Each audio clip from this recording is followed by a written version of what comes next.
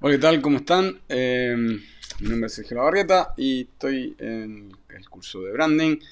Habíamos visto, si ustedes se recuerdan, distintos generadores de brand equity que los habíamos puesto en estas categorías que estaban acá, ¿cierto? Que eran los elementos de la marca, las comunicaciones, el producto, el precio y la plaza o la distribución, servicio a las personas y las marcas asociadas. Y solamente para recordar, recordemos que dentro de los principales elementos de la marca están el nombre, el logo, los colores, ¿cierto? La tipografía, el tipo de las letras, el personaje o carácter, ¿cierto?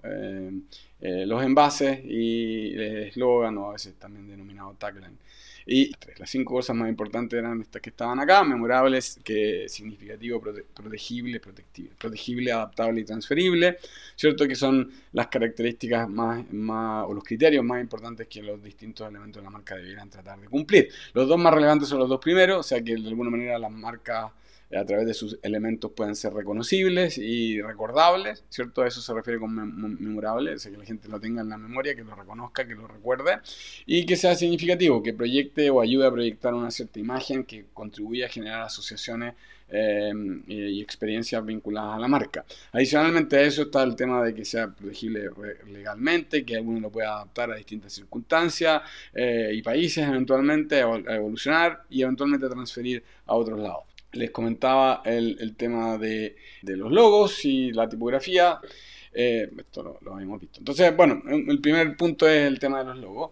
Y como hemos visto, ¿cierto? Una de las ideas es si uno puede o no reconocer a través de estos elementos las marcas que están detrás, las marcas que están asociadas. Si yo les pregunto qué marca ven ahí, bueno, la mayoría de las personas en una primera instancia no ven o no reconocen esta marca. Y esto pasa en Chile, pasa en distintos lugares donde a mí me tocaba hacer clases. A pesar de que la que está detrás es una marca bien conocida o la gente más o menos ubica, ¿cierto? Cuando uno ve ese logo, por algunas características que vamos a ver a continuación, no es fácilmente recordable o reconocible.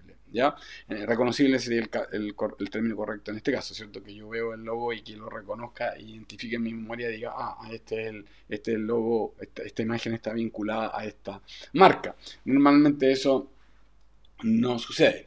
Entonces, la pregunta es ¿por qué? Y hay algunas razones por las que esto pasa, ¿cierto? Una es porque los símbolos que están ahí, o lo que uno ve ahí, la imagen que está ahí, es un poquito abstracta, es demasiado abstracta. Entonces puede ser cualquier cosa, puede tener distintas interpretaciones. No tiene una interpretación ni un significado evidente, menos tiene un significado evidente con el cual uno se pueda conectar. Entonces, pero la marca que está detrás es Columbia. Y pese a que una marca que probablemente, como digo, todo el mundo o mucha gente conoce, no es tan fácilmente identificable. Entonces una tiene que ver con el grado de abstracción, que es demasiado abstracto. Mientras más abstracto es difícil encontrar un significado. Si es difícil encontrar un significado o a vincularlo a algún concepto, a algo que nosotros tengamos en nuestra memoria, más difícil va a ser vincularlo eventualmente a una marca que esté asociada a ese concepto. Entonces ahí hay un problemilla.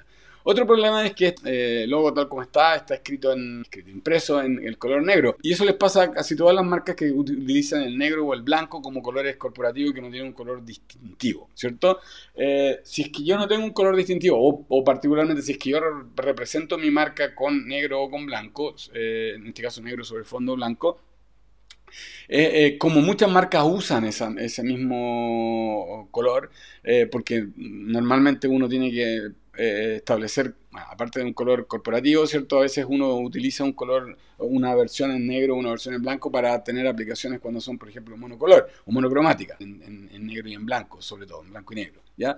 Pero el otro es que además como eso es así, muchas marcas utilizan el blanco y el negro y entonces se pierde la vinculación con un significado particular o con una marca en particular. Entonces ese es otro problema que tiene ese logo que está ahí.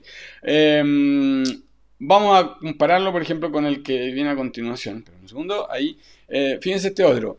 Bueno, tiene dos características un poco distintos, si bien sigue siendo más o menos abstracto, pero tiene dos cosas. Uno tiene un color de fondo, tiene un color de contraste, ¿cierto? Tiene un color de alguna manera corporativo que uno lo podría vincular. Y la mayoría de las personas, mucho más que probablemente que en el logo anterior, y eso que son marcas más o menos equivalentes o relacionadas, parecidas, digamos, ¿cierto? Mucha gente los identifica. Mucha gente menciona aquí a North Face, ¿cierto? Que es otra marca que compite con Columbia en la categoría de outdoors o ropa outdoor o equipamiento outdoor, sobre todo ropa. Bueno, dos cosas ayudan a esto, que no estaban presentes en el otro. Uno, que hay un color corporativo, que hay rojo y que la gente identifica a North Face con ese color. Ha visto esto muchas veces y por producto de la repetición de la exposición a ese logo y ese color, bueno, uno es más fácil de identificar. Y lo otro es, de alguna manera, la imagen que aparece ahí. La imagen... Esas figuras redondas circulares, tal como lo hemos visto, la gente, a pesar de que puede ser abstracto, mucha gente le encuentra un significado, ¿cierto? Alguna gente piensa que esas son, por ejemplo, una cascada, otra gente piensa que son una montaña, otra gente piensa que es el arco iris, alguna gente mencionó el tema de la carretera, y otras significados que uno puede vincular a ese. Ayer creo que también mencionaron el tema. Entonces, si algunos de esos o varios de esos, de alguna manera, igual están vinculados a la categoría general de outdoors o ropa outdoors que puede estar asociada más bien North Face. Entonces, eso actúa como puente para vincularlo. O sea, esa es otra característica que puede ayudar a que en este caso funcione mejor. Bueno, junto con eso, fíjense que entonces uno podría tratar de examinar qué características los logos tienen que me puedan ayudar a generar este reconocimiento. Tal como mencionábamos recién, no importa que sean reconocidas, recordación, que esto tiene que ver con memorabilidad, ¿se acuerdan del primer criterio que habíamos visto? Y el segundo tiene que ver con generar significados y experiencias, que era el segundo elemento que estaba ahí dentro de los criterios principales, además de los otros tres que era protegible, adaptable y transferible. ¿Cierto? Pero como un primer criterio de un punto de vista básicamente estratégico de marketing, suponiendo que el otro está cubierto, ¿cierto? Nosotros deberíamos estar preocupados de que los logos nos ayuden a generar este reconocimiento, recordación y significado y experiencia. Como veíamos, ¿cierto? Aquí tenemos, en este otro caso, son dos marcas competidoras también, una marca que es de Multibank y otra marca que es Banco General. Banco General que tiene el color, si ustedes se fijan, aquí estamos mezclando un par de cosas. Estamos mezclando el logo en sí, ¿cierto? La tipografía, dos. Y además estamos mezclando de alguna manera el efecto de los colores. O sea, todo está sintetizado, está mezclado. Las tres cosas pueden tener efectos por separado. De hecho, más tarde veremos algo de tipografía, ¿cierto? Pero si en general la gente observa que en el caso de Banco General, el banco que está más abajo, por las estrellas que ahí están utilizadas, por el color azul, por cómo quizás también un poco por el nombre, las personas lo ven como un banco más sólido, más tradicional, quizás un poco más conservador, más serio.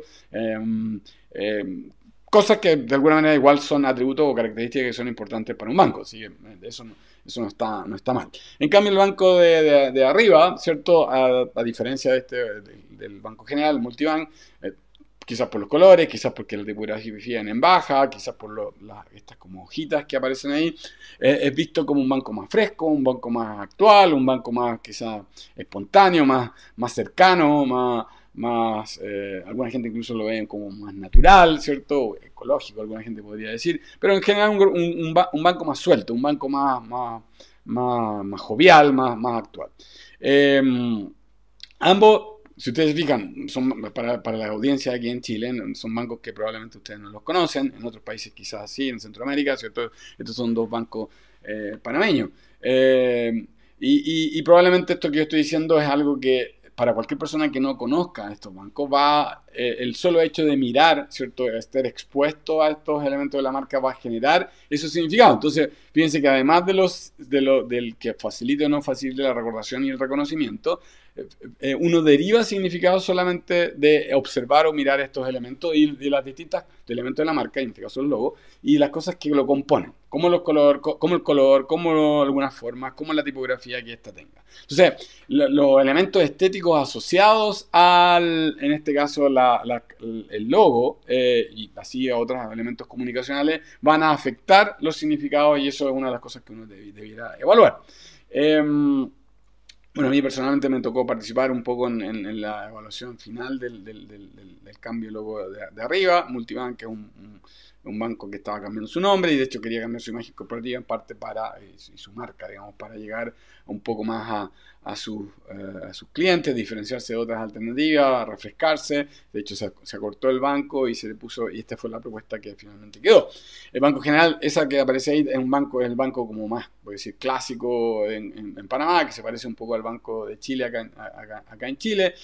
Usa el color azul. Esa versión que está ahí es una versión más nueva. Había antes una versión más, quizás un poco más así, más conservadora, digámoslo. Esta es una versión un poco más fresca, en parte por la tipografía y la simplificación del logo en general. O sea, como digo, los elementos de la marca pueden ayudar no solamente a facilitar la recordación y la identificación, sino que también a los significados, ¿ya?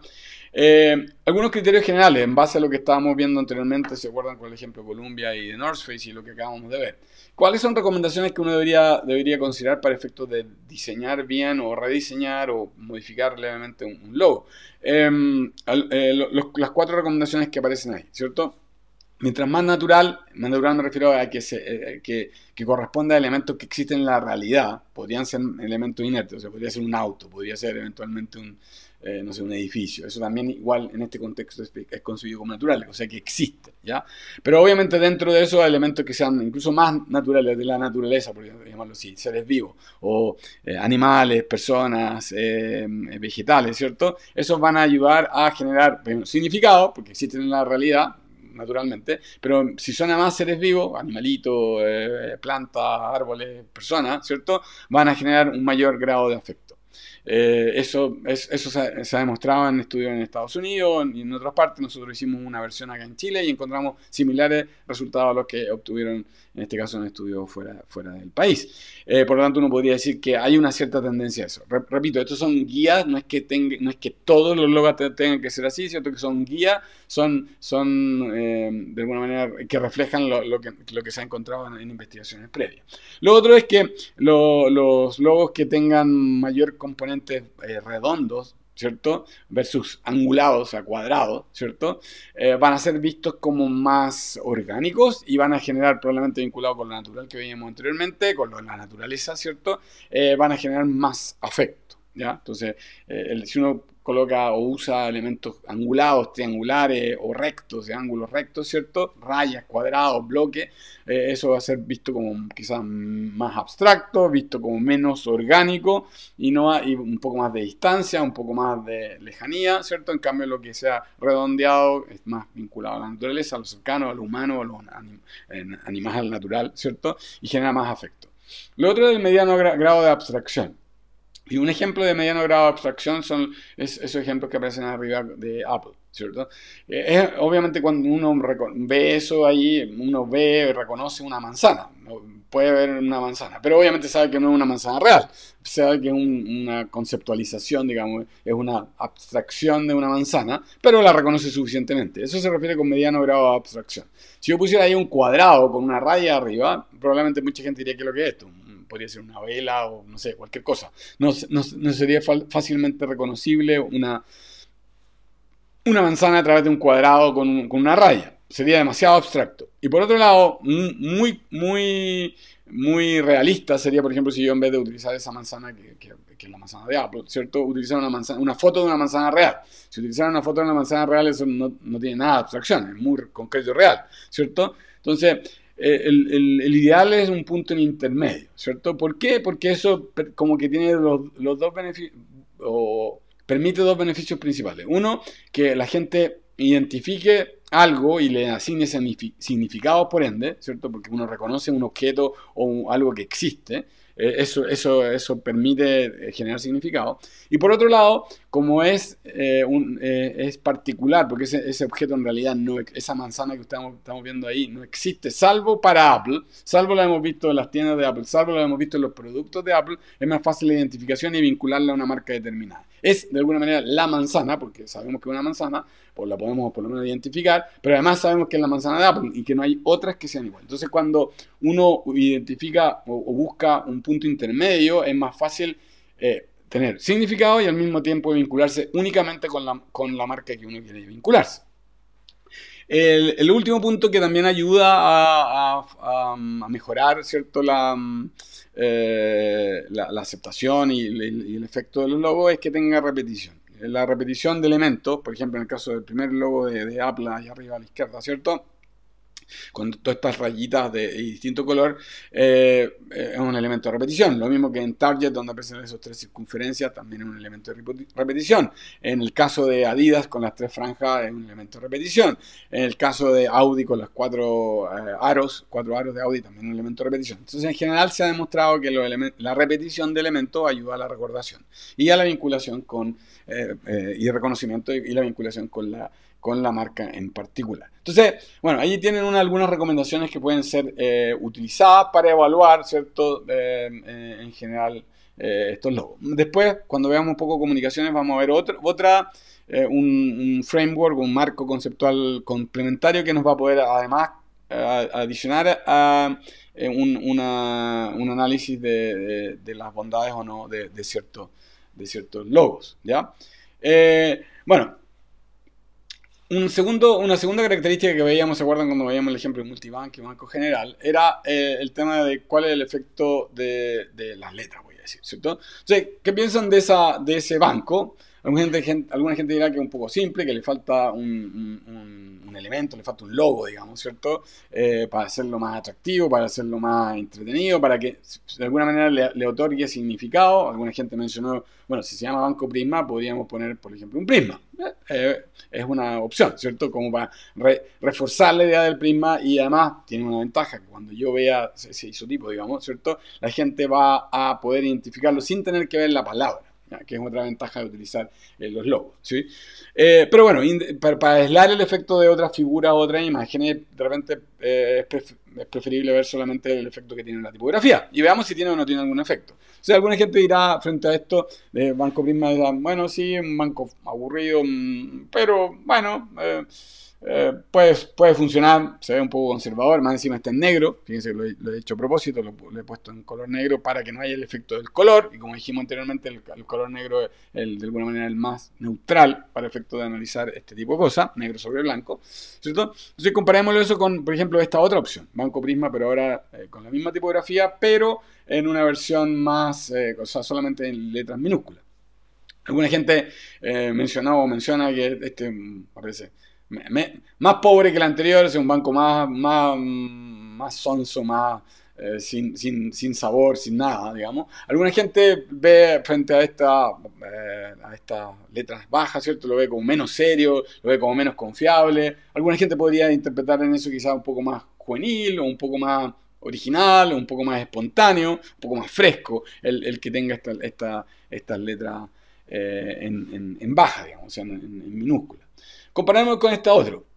Fíjense que aquí volvimos a las letras mayúsculas, son todas mayúsculas, pero muchas personas van a decir, bueno, no es exactamente igual que el anterior. El anterior era como más bold, ¿cierto? Como más en negrita, era como más pesado, más fuerte. Este se ve un poco más finito, se ve además un poco más elegante, alguna gente podría decir, un poco más, alguna gente le parecerá incluso mejor. En parte, fíjense que una de las características, una diferencia, aparte de lo de bold, que ustedes pueden que el otro se ve más pesado porque está como más en negrita, este está un poco más fino, ¿cierto? La tipografía, es que si ustedes se fijan en las terminaciones de las letras, ¿cierto? Ahí donde termina la N, de abajo en la base de la A, ¿cierto? Ustedes van a ver unos pequeños cachitos, ¿cierto? La letra no termina simple, sino que tiene como unos cachitos, unos agregados. Esos cachitos se les llaman serif, ¿cierto? O sea, la tipografía en términos generales se clasifica en con serif y sin serif. Esta que estamos viendo ahí es con serif.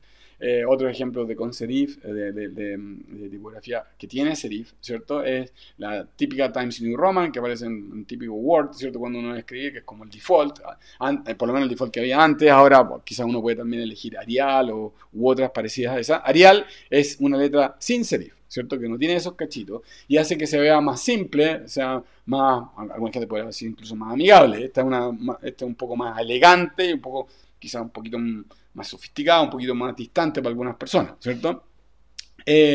Bueno, fíjense que todo lo que hemos dicho lo hemos generado o interpretado en función de lo que ustedes ven y lo que uno ve, ¿cierto? Respecto de solamente la tipografía. El nombre es el mismo, etcétera. Entonces fíjense que ahí tenemos estas 5 opciones. Tengo una en bold y en letras de alguna manera sin serif, las 2 primeras que están arriba, las 3 que están abajo tienen serif, pero en versiones, una con solamente, la del medio con solamente minúscula, la segunda con mayúscula y minúscula, y la última solamente mayúscula. Y cada una va a proyectar distintas cosas. Algunas van a ser más frescas, otras van a ser más sólidas, otras van a ser más distantes, otras van a ser más elegantes, otras van a ser más informales, solamente por el tema de la tipografía. Recordemos entonces que el que tenga serif la va a tender a ser más sofisticada, más elegante, quizás un poquito más tradicional en algún sentido en las versiones actuales. En cambio, las letras que son sin serif van a ser vistas como un poco más modernas, un poco más simple, un poco más minimalista, un poco más directa,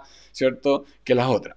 Entonces, es una de las cosas que uno puede jugar independientemente de colores u otras cosas, es justamente trabajar con estas combinaciones, ya sea solamente en minúsculas, solamente en mayúsculas, minúsculas y mayúsculas, bold, no bold, son cosas que uno puede usar como recursos de diseño para efectos de proyectar la marca que uno quiere. Y si uno está, por ejemplo, modificando una marca o quiere hacer, por ejemplo, una marca que uno quisiera hacer un poquito más suave, una marca que uno quisiera ser un poquito más amigable, si nosotros teníamos una marca, por ejemplo, como la segunda, que es una marca más fuerte, que es en bold, una opción es bajarla y no hacerla en bold. Otra es buscar una tipografía que sea parecida, pero que sea un poquito más finita y que por lo tanto la gente la vea menos como en tu cara, así, menos directamente en tu cara, sino que un poquito más suave, ¿ya?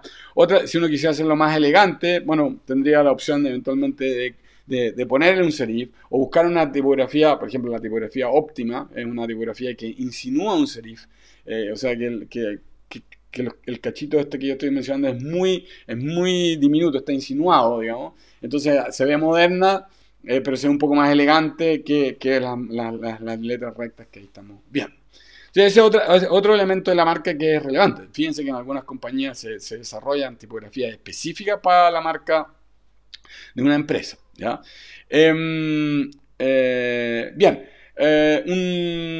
Otro elemento de la marca es el tema de los eslogans, ¿cierto? Y ahí hay ejemplos de algunos eslogans, no todos son los últimos eslogans, pero son ejemplos de eslogans que a lo mejor que ustedes han visto probablemente, no sé, Adidas, Impossible is Nothing, o por ejemplo en el caso de Apple, uno de los eslogans con lo que partió, ¿cierto? Es Think Different, piensa diferente, o el de McDonald's, I'm loving it, o no sé, el de Nokia, Connecting People. Entonces fíjense que muchas veces los nombres de las marcas no dicen mucho respecto de lo que son, o respecto de lo que quieren proyectar.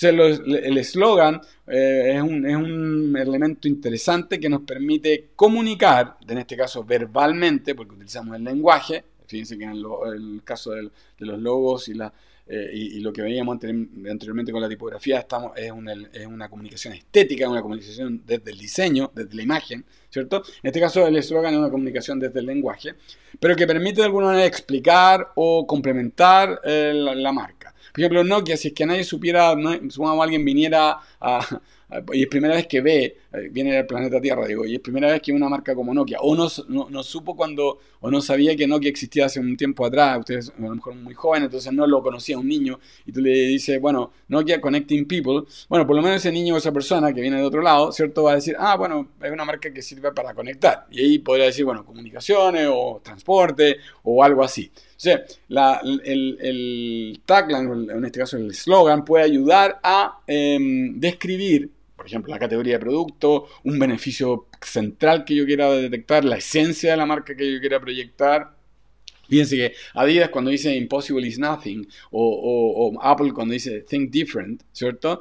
De alguna manera está proyectando cuál es la esencia de su marca. Fíjense en el caso de Apple, ¿cierto? Cuando se lanza hace, qué sé yo, 50 años atrás o 40 y tantos años atrás, compite contra el principal blue chip, que es en este caso la compañía IBM, y IBM es la compañía azul, digamos, ¿cierto? Y ellos se sacan de lo tradicional, de los computadores como aburridos y tratan de hacer un computador más cercano, más amigable, más fácil de usar, distinto, más visual, ¿cierto? Y bueno, eso de alguna manera está reflejado también o consistente con el eslogan que yo estoy diciendo, con el nombre de la marca Apple, con los colores que aparecen ahí en el logo, logo multicolor, etcétera, que es como lo opuesto, de alguna manera es como un contraste muy central con respecto a lo que era IBM, y de eso lo hace una marca muy diferente, ¿ya? Hay otras que son más funcionales, por llamarlo así, en su llamado, por ejemplo, el que aparece ahí al lado de BMW, la marca de lujo de auto alemana, ¿cierto? The Ultimate Driving Machine, ¿cierto? Entonces enfatiza el tema de la máquina, de esto germánico, de la eficiencia del motor, de que funcione bien, y que uno, de alguna manera, con lo alemán, es un estereotipo que viene conjunto, o sea, lo refuerza, pero además aparecen dos conceptos principales: driving, ¿cierto? Es una máquina para conducir, y por lo tanto es un elemento central, que es uno de los atributos que ellos quieren reforzar en su marca, que la experiencia de conducir, que la experiencia de conducción sea lo más parecida, primero, lo más grata, lo más deportiva, lo más parecida a andar en Fórmula 1, pero para una persona común, ¿cierto? Y por eso aparece ahí también Ultimate, la palabra Ultimate, ¿sí? Como la maximalista de alguna manera, o sea, la mejor, la más perfecta experiencia de conducir en esta máquina perfecta, digamos, ¿eh? Entonces, fíjense cómo los eslogans me sirven para hacer eso. Otra cosa que tiene de bueno los eslogans es que son más adaptables en el tiempo, o se pueden cambiar más fácilmente, porque las marcas, como ustedes se imaginan, los nombres de la marca no es que uno ande cambiando los nombres a cada rato. BMW es el nombre, Nokia es el nombre, Apple es el nombre, Adidas es el nombre. Uno puede hacer algunos retoques, puede cambiar algunas cosillas en el logo eventualmente, ¿cierto? Puede modificar un poquito quizá el color, ¿cierto? Pero es difícil que el nombre lo cambie mucho, porque es el nombre con el cual es conocido y reconocido. Entonces, con eso es difícil, primero, a veces, sobre todo si son nombres así como siglas, o como BMW, o nombres que no tienen ningún significado, primero entregar significado. Y segundo, no es fácil cambiar en el tiempo. Entonces, los eslogans, yo puedo entregar significado, y además puedo ir retocando ese significado, o cambiándolo, adaptándolo un poquito a los tiempos. A veces es el mismo concepto el que yo quiero proyectar, pero lo hago de una manera que haga que la marca sea más actual, que no aburra, que en un lenguaje quizás más entendible o más cercano para algunos consumidores que están apareciendo en el mercado, o que sean relevantes para uno, o porque han cambiado cosas en el contexto, entonces uno quiere enfatizar algunos aspectos que antes a lo mejor no había enfatizado y que quisiera proyectar. Ahora, habiendo dicho eso, en general, no es que uno tiene que utilizar el eslogan de la marca como de alguna manera lo que aparece en muchas campañas, y se van cambiando a cada rato, ¿cierto? Ese no es el uso. El uso que uno debe tener del eslogan de la marca es que sea consistente con la marca, que sea de alguna manera de una modificación, pero dentro de lo razonable, ¿ya? Eh, bueno, si es difícil para ustedes a veces elaborar o crear eslogan nuevos, hay muchas empresas que se dedican a eso y pueden jugar ahí en la internet. Hay algunas partes donde uno puede verse ayudado, ¿cierto? Como Slogan Maker, para buscar eslogans para su marca, ¿ya?